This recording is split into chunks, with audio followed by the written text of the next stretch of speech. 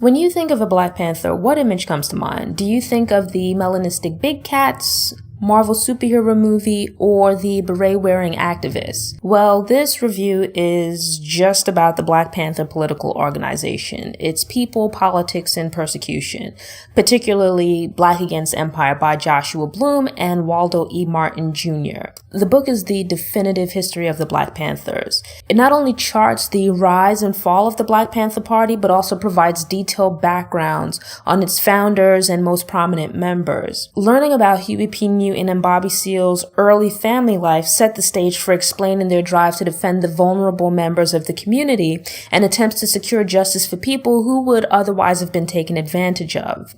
Like many icons and organizations involved in the civil rights and Black Power movement, there's much controversy surrounding the Black Panthers. The image of Black men and women dressed in all Black, sporting afros and carrying guns is a symbol of Black rebellion for some, but for others it's a symbol of Black anarchy and menace. Both sides tend to be overlooking the depth and facets of the organization and its mission. The Panthers began as a community watch group consisting of armed citizens who essentially policed the police by surveilling officers and protesting police brutality in Oakland, California.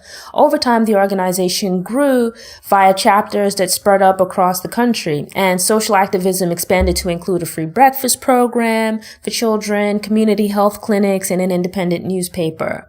On the flip side, the organization's beginnings as an all-male group attempting to reassert Black manhood meant that there would be some conflict with regards to gender roles. The acceptance of aggression, guns, violence as potential tools of resistance stems from traditional concepts of masculinity. As a result, the initial expected role of women, if any, in the Black Panthers was traditional, providing support for the male Panthers while being subordinate in revolutionary activities.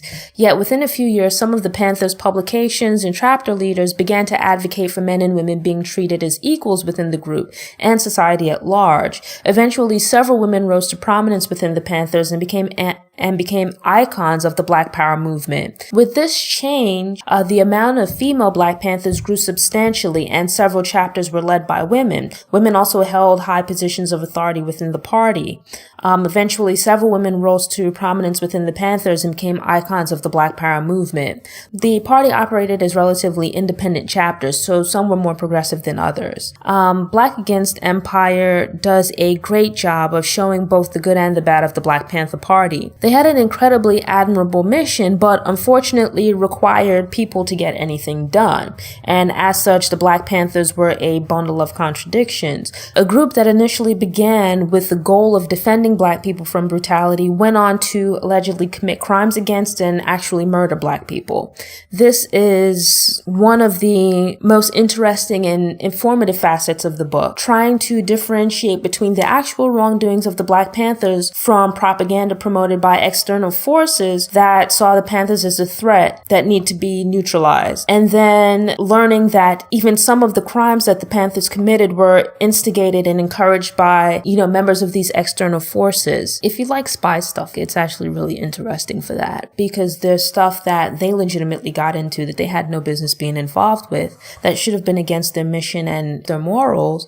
But then at the same time, you then read on further and come to realize that some of these things were actually instigated by people who were essentially plants meant to undermine their sort of like moralistic authority by showing them to be these people with principles that could be overlooked in certain situations and circumstances. Overall, I thought that Black Against Empire was an excellent book. It's the definitive history of the Black Panthers. It gives a really detailed overview of the organization. It started as like this social organization, activist organization, and then later its time as a political entity, pretty much a political party, and its involvement in particularly Oakland and the Bay Area's political landscape. Because Huey P. Newton and Bobby Seale were the founders of the organization, there's a lot of information about them. It essentially follows not just the history of the Black Panther Party, but it's like a mini biography of Huey P. Newton and Bobby Seale. It follows them from childhood on through adulthood, and unfortunately the case of Huey P. Newton, his death. I thought that the book gave a really fair and balanced account of both the good points and also the failings of the Black Panthers. Overall, I definitely recommend the book. Joshua Bloom was also the author of The Assassination of Fred Hampton. What I didn't like with that book, which I mentioned it in the review, was that the author included sort of like a mini biography of himself. What I liked about Black Against Empire was that the authors didn't put themselves in the book. I don't really know much about, to be quite honest, Waldo E. Martin Jr. I don't know who he is. I know that Joshua Bloom was a lawyer who was involved with the Black Panthers, but they're not present in this story. It really is just a history of the Black Panthers. So I enjoyed that this book was a bit more objective and that it didn't include the authors as subjects in the story. I definitely recommend checking this out if you're interested in the Black Panthers, if you happen to be from Oakland or the Bay Area and sort of just want to know a little bit about the history of the area. It's really great for that as well, at least this part of the city's history. But overall, I thought it was a really amazing book, very informative, very eye-opening about both the good and the bad points of the Black Panthers, some of the rumors and allegations that surround them and their shady dealings, as well as some of the things that happened to them as a result of outside agents infiltrating the organization. So definitely a great book that I highly recommend reading. Thanks again for tuning in, and I hope you return to watch future episodes. For more information about Noire Histoire, visit the Noire Histoire website.